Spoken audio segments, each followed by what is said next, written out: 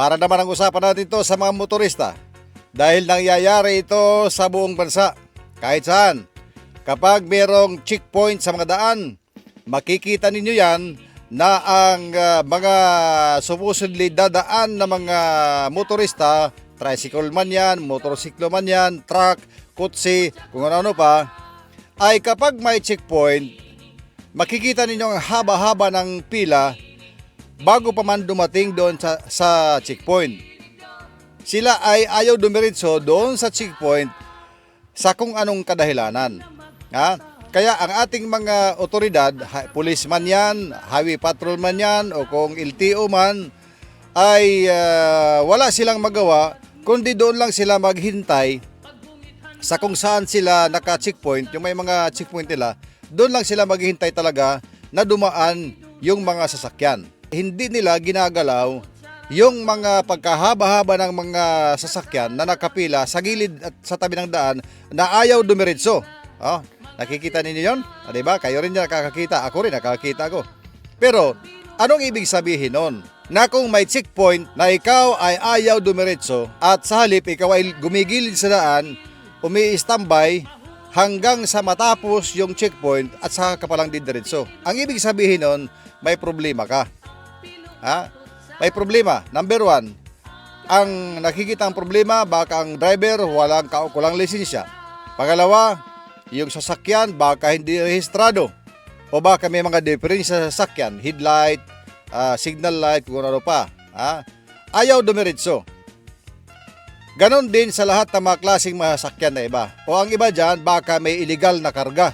May illegal na karga. O may illegal na mga sakay ng mga tao, ng mga wanted, na ayaw masilip ng mga otoridad. Yun mga ganon. So, sa ganong sitwasyon, ay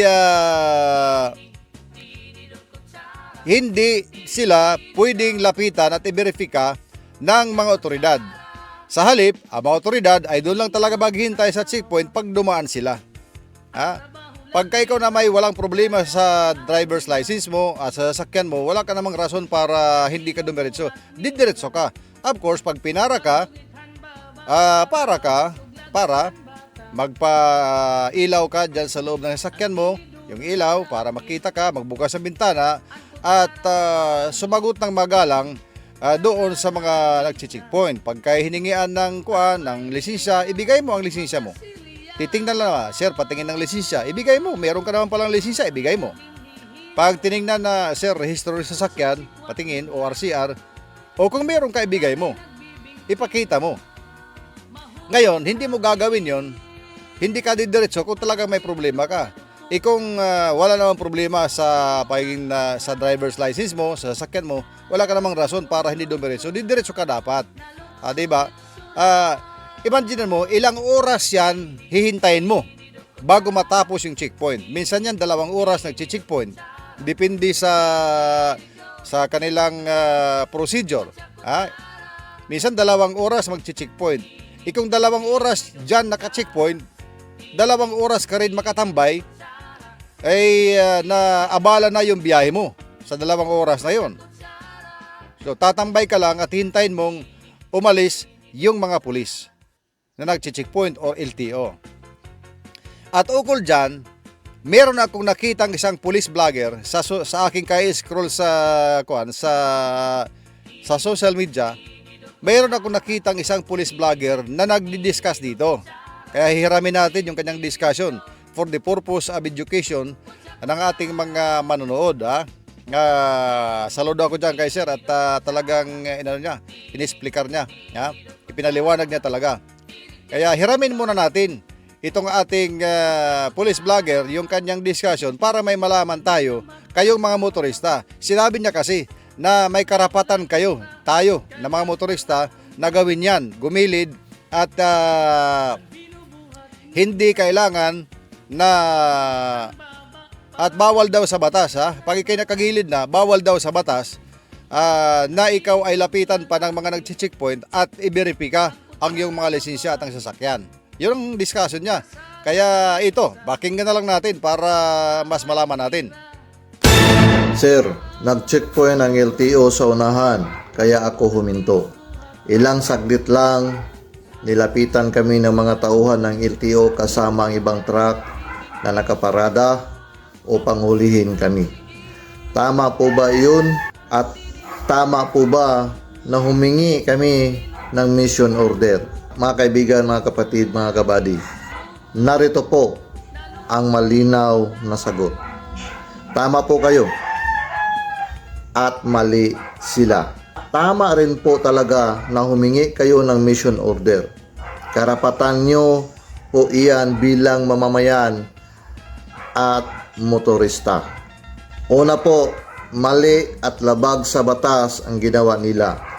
Ang checkpoint ay itinayo lamang upang suriin ang mga sasakyan dumadaan sa daan. Kayo po ay huminto ng maayos at nakaparada na. Wala po kayong nilalabag at wala po silang karapatan lumapit at ulihin kayo ng kusa.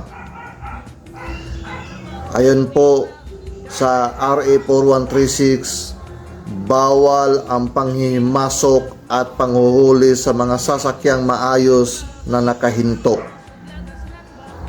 Pangalawa, tama kayong humingi ng mission order.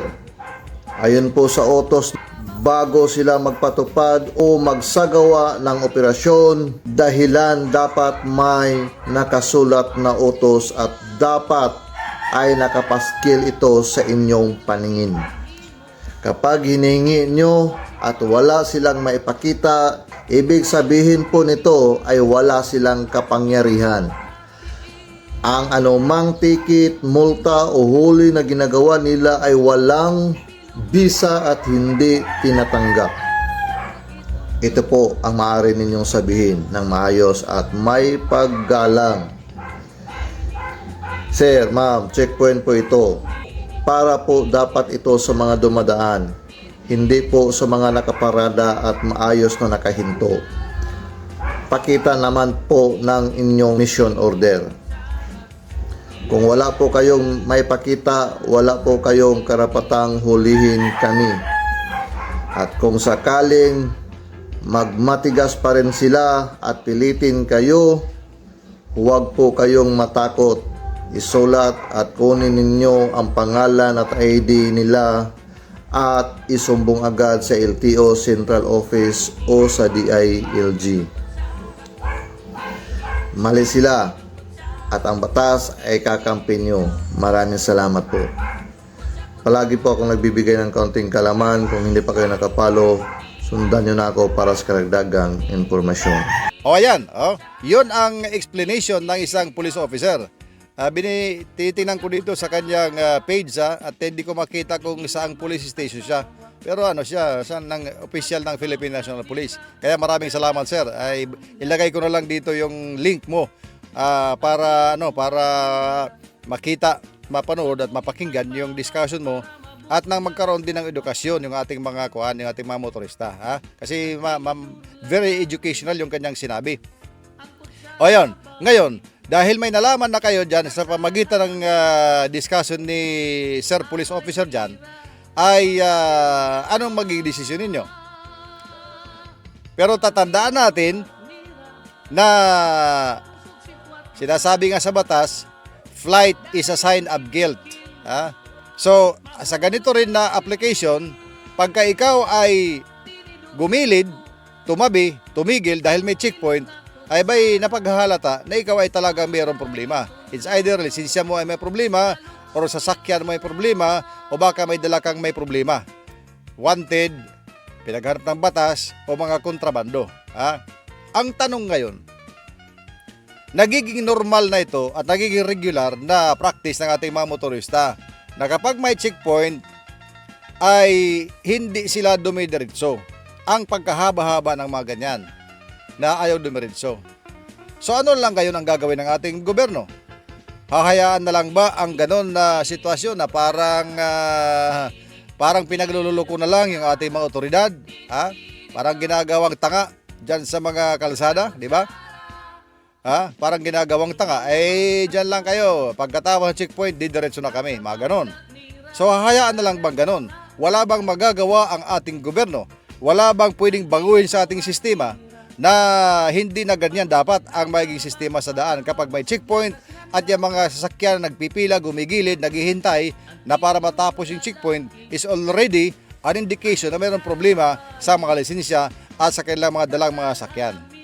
Siguro ay kailangan pag-usapan ito ng ating mga mambabatas kung ano man ang mga batas na nakapaloob dyan na dapat baguhin at nang hindi maging parang ginagawang tanga yung ating mga otoridad, ay dapat baguhin na yan.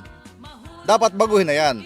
Kasi pag may mga checkpoint at nakita natin pagkarami-raming gumigilid at naghihintay na matapos ang checkpoint, that is a very glaring, klarong-klaro yan na mayroong iniiwasan yung ating mga motorista. May problema sa lisensya, may problema sa sakyan. Klarong-klaro yan. Kasi, pagka wala ka naman problema, didiretso ka naman eh. Didiretso ka. Pakialam ko, kahit 10 checkpoint pa yan. Pagka walang problema sa sakyan ko, didiretso ako. Diba? Ganun yun. Ganun yun. Bakit gagigilid? Bakit ayaw mong dumiretso? Wala naman problema lisensya mo. Wala namang problema sa sakyan mo. Anong kinatatakot mo? O, diba? So, pagka ganun, gumilid ka na, ayaw mong dumiretso, ay may problema ka talaga dyan. Na dapat, yun ang ina-address ng ating mga otoridad. Ulitin ko, ginagawang tanga yung ating mga nag-checkpoint dahil sa mga ganyan. Dahil ang pinangahawakan nila ay hindi sila pwedeng gagalawin, hindi sila pwedeng i-verify ng ating mga otoridad dahil sila ay nakatigil sa tabi ng daan. Kung gano'n na lang laging mangyayari, gano'n talaga ang teknik. Ipinagbabawal na teknik pero effective. Walang huli. Walang huli. Kasi hindi ka pwedeng hulihin nga, nakatigil ka nga. So yan, ang kailangan tingnan ng ating mga mambabatas na kung may kailangan baguhin dyan sa batas na yan, baguhin na. At wag puro away politika ang inaatupag ng ating mga mambabatas. Sana may nakuha kayong mga aral dito sa ating pinag-usapan at palaging tumutok dito sa ating balitaan. Dito yan sa Radyo Abante SJTV at sa YouTube channel SJTV at na maging updated sa mga pangyayari at mga pinag-uusapang mga balita sa loob ng ating bansa. Maraming salamat at Sikwat budla